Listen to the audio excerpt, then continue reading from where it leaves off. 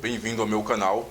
Hoje nós vamos estudar o estado de defesa e o estado de sítio, considerados como sistema constitucional das crises. Aqui, hoje, você vai aprender quais são as diferenças entre o estado de defesa e o estado de sítio, quem pode decretar, quem controla o estado de defesa e o estado de sítio, quais restrições a população pode sofrer.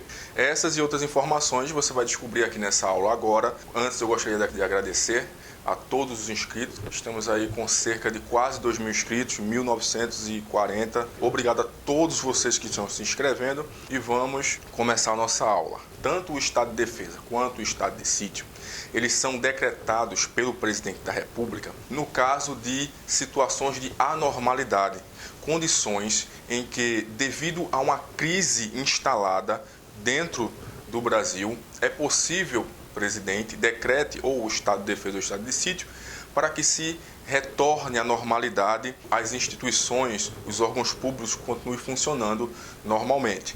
Então, o objeto do sistema constitucional das crises, que é o estado de defesa e o estado de sítio, é a crise. Havendo uma crise, e eu vou especificar que tipos de crise, o presidente da República pode decretar o estado de defesa e o estado de sítio para que restabeleça a normalidade em condições excepcionais. Quais são as hipóteses em que o presidente pode decretar o estado de defesa e o estado de sítio? Vamos começar com o estado de defesa. Quando houver calamidades de grandes proporções da natureza, ou quando ocorrer uma grave e iminente instabilidade institucional.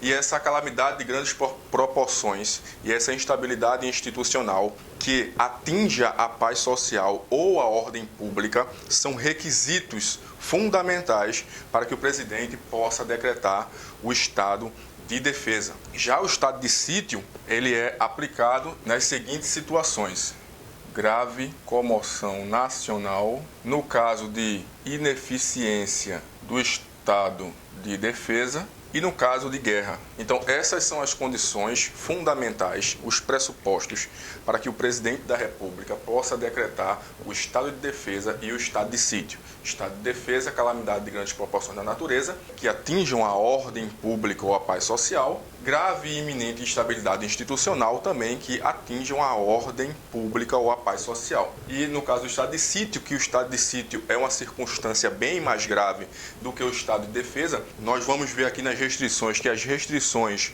do estado de sítio são bem mais severas do que as restrições do estado de defesa. Se houver uma grave comoção de repercussão nacional que atinja toda a população, ou pelo menos grande parte dela, ou no caso de guerra, que é no caso de agressão armada de um país estrangeiro ou no caso de declaração de guerra propriamente dita. Então, no estado de sítio, qual é o procedimento? Como é que funciona para que o presidente possa decretar o estado de defesa e o estado de sítio? Vamos começar pelo estado de defesa. O presidente, no estado de defesa, ele pode decretar independentemente de pedir autorização ao Congresso Nacional. O procedimento, primeiro, para decretar o estado de defesa. Primeiro, o presidente da República, ele vai ouvir os conselhos, ok? Ele vai ouvir os conselhos. Que conselhos são esses? Os conselhos da República e o Conselho de Defesa Nacional. Então, o presidente, diante do pressuposto que é uma calamidade de grandes proporções da natureza, ou diante de uma grave e iminente instabilidade institucional que possa atingir ou esteja atingindo a paz social e a ordem pública, o presidente, primeiro, o que é que ele faz? Ele vai ouvir os conselhos, o Conselho da República e o Conselho da Defesa Nacional. Esses conselhos vão dar a opinião deles a respeito da decretação ou não do estado de defesa. Eles vão dar a opinião. Então, não é caráter vinculativo. O presidente, ele vai ouvir o Conselho da República, o Conselho da Defesa Nacional, e vai decidir se decreta ou não. Embora seja obrigatória a audiência desses órgãos, o presidente ele não é obrigado a obedecer o que lhe foi dito nos conselhos, ok? Então o presidente primeiro ele vai ouvir o Conselho de Defesa e o Conselho da República. Em seguida, se ele decidir que vai decretar o estado de defesa, ele elabora o decreto. Dentro do decreto, ele precisa dizer o tempo de duração do estado de defesa, tá? As áreas afetadas têm que estar no decreto e quais as restrições serão necessárias e quais as restrições serão adotadas. Ouvido o Conselho de Defesa e o Conselho da República, ele vai lá e elabora o decreto. No decreto tem que ter o tempo, as áreas e as restrições, porque tanto o estado de defesa quanto o estado de sítio, eles estão sujeitos ao princípio da temporalidade e da necessidade.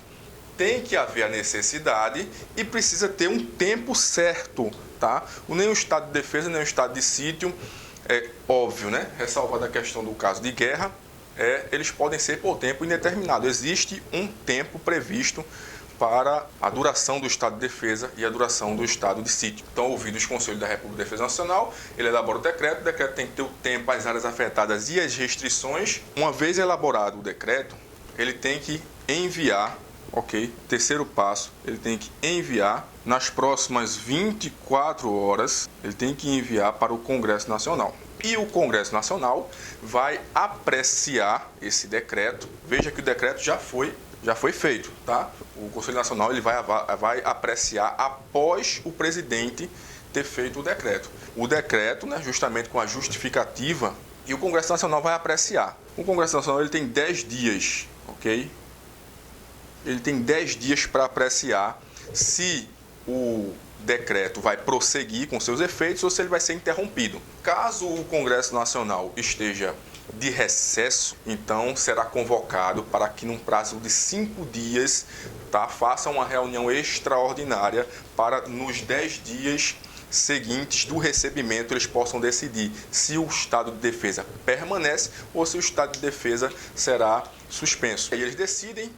Se eles decidirem por permanecer, o estado de defesa vai se seguir com todas as restrições que estão constantes no decreto. Já no caso do estado de sítio, o procedimento é parecido, mas não é igual, tá? Então, primeiro, o presidente, mais uma vez, ele vai ter que ouvir os conselhos, tá? Vai ter que ouvir os conselhos da República e da Defesa Nacional. Ok? Ouvidos os Conselhos da República e da Defesa Nacional, que ele não vai decretar, ele vai pedir autorização ao Congresso Nacional para decretar. Então, o segundo passo, após ouvir os Conselhos da República e da Defesa Nacional, pedir autorização ao Congresso Nacional, pedir autorização do Congresso Nacional para poder decretar o estado de sítio. Se o Congresso Nacional autoriza o presidente a decretar o estado de sítio, aí sim ele vai fazer o decreto. O decreto também, se for nessa hipótese aqui de grave comoção de repercussão nacional ou da ineficiência do estado de defesa, ele vai ter que conter o tempo de duração, ele vai ter que conter as áreas afetadas, que inclusive pode ser o país inteiro, as restrições que serão impostas. Então, ouvido os conselhos, pede autorização ao Congresso Nacional. Aqui ele deve submeter a apreciação do Congresso Nacional imediatamente, tá? Aqui ele tem 24 horas para apresentar ao Congresso Nacional. Nesse caso aqui, o Congresso Nacional, ele tem que receber imediatamente o pedido, né? Tem que submeter o pedido imediatamente. Então, esses são os procedimentos, tá, para se decretar o estado de defesa e o estado de sítio. O estado de sítio, tanto como o estado de defesa, ambos precisam ouvir, né, o presidente precisa, em ambos os casos, ouvir os conselhos da República de Defesa Nacional.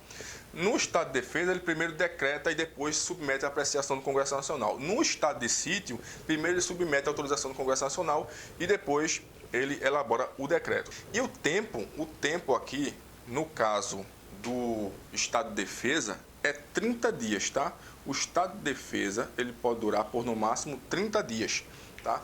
É possível, no caso de persistirem os motivos que ensejaram a crise nacional, o presidente ele pode prorrogar por mais 30 dias ou por mais até 30 dias, desde que seja necessário, ele justifique para o Congresso Nacional, ele justifique que é necessária a prorrogação do estado de defesa por mais 30 dias, ou por mais 15, ou por mais 20, quanto ele entender necessário, desde que não ultrapasse os 30, para que se restabeleça a normalidade. Porque qual é o objetivo de decretação do estado de defesa e do estado de sítio?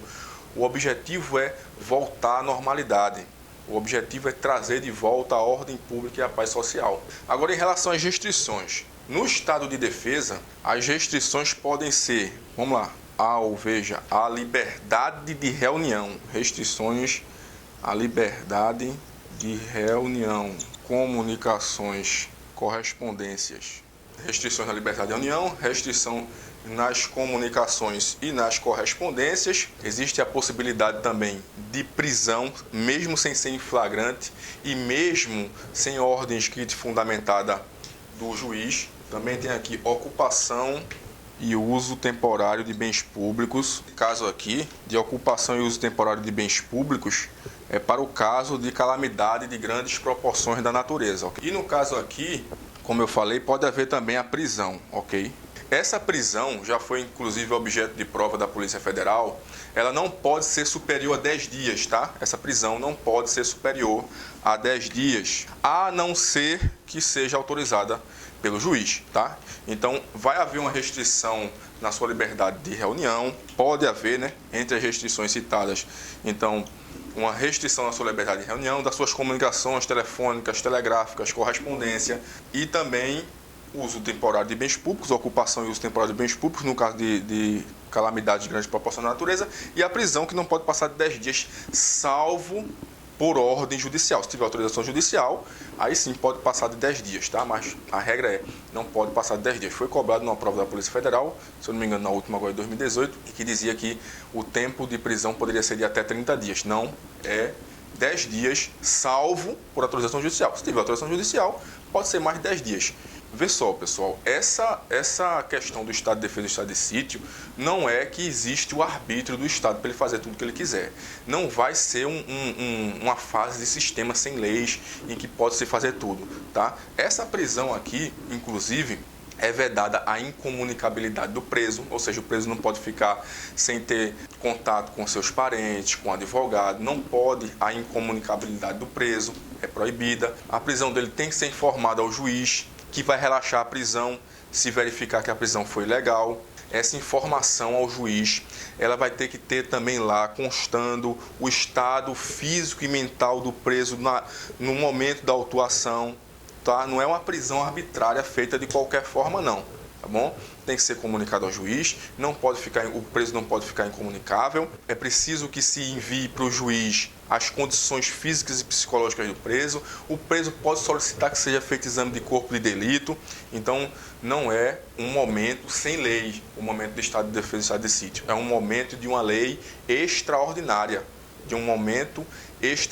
que exigem medidas extraordinárias para que a normalidade retorne para a população. Em relação ao estado de sítio, as restrições são maiores, né? Enquanto aqui você pode ter restrições na sua liberdade de reunião, inclusive foi dito aí por alguns pastores que somente por ordem judicial era possível interferir nos cultos, na liberdade de reunião das pessoas, e não é bem assim. No caso do estado de defesa, tanto como no estado de sítio, é possível sim que você sofra restrições na sua liberdade de locomoção, na sua liberdade de reunião. Então, no estado de sítio, as restrições, que é suspensão, veja como o estado de sítio ele é mais grave.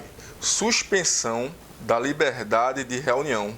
Essas restrições aqui, também podem ocorrer aqui e de forma ainda mais restrita. Então, veja, suspensão da liberdade de reunião. Também pode aqui você sofrer restrições também na sua comunicação, nas suas correspondências. Inclusive, a imprensa em geral também pode sofrer restrições no estado de sítio, tá? Vou botar aqui imprensa em geral. Pode haver também busca e apreensão em domicílio. Pode haver também obrigação de permanência em determinados lugares. O governo pode, por exemplo, obrigar o cidadão a não sair de casa. Existe também, no estado de sítio, a possibilidade também de haver prisões, tá? E essas prisões contra crimes específicos cometidos nessa época de estado de sítio, pode haver prisões e as prisões vão ser realizadas em locais não destinados àqueles presos comuns, aqueles presos condenados ou que estejam respondendo por crimes comuns. Prisões especiais, que podem ser em prédios, pode ser em prisões de quartéis das Forças Armadas, tá? Tudo isso aqui de restrição no estado de sítio. Veja que as restrições são maiores, ok? Então, ó, suspensão na liberdade de reunião, obrigação de permanência em determinados lugares, tá? De permanência em determinado lugar, restrição nas comunicações, correspondência, tá? Na liberdade de imprensa, a imprensa pode sofrer restrições, busca e apreensão em domicílio, intervenções em empresas de serviços públicos, requisição de bens. Eu não vou colocar tudo aqui porque não vai caber. Eu estava querendo fazer só um quadro comparativo com as principais informações para a gente saber diferenciar estado de defesa e estado de sítio e entender o que é cada um deles, tá? Mas você para o vídeo aí, volta e anota aí tudo que eu estou falando de restrições que podem ocorrer aqui no estado de sítio, tá? As restrições são bem mais pesadas. No período, na questão aqui que envolve uma grave comoção de repercussão nacional, tá? O prazo ele é de 30 dias, que devido às circunstâncias, e tanto no caso aqui de grave comoção nacional, como no caso de ineficiência do estado de defesa, 30 dias, que podem ser prorrogados sucessivas vezes, desde que justificadas, desde que a crise que levou à instauração do estado de sítio permaneça. Tá? Se ela permanecer, justificando, você vai lá no Congresso, o presidente da República vai lá no Congresso Nacional e pede a prorrogação por mais 30 dias, e mais 30, e mais 30, e mais 30, e ele pode, desde que não ultrapasse os 30, ele pode pedir sucessivas prorrogações, desde que justifique. Já em relação ao controle, existe tanto o controle político quanto o controle judicial na época do estado de defesa e do estado de sítio. Tá? Só voltando aqui rapidinho, que eu esqueci de falar, em relação ao tempo do estado de defesa, do estado de sítio, aliás, que é 30 dias prorrogável por 30 dias, diversas vezes essa prorrogação pode ocorrer.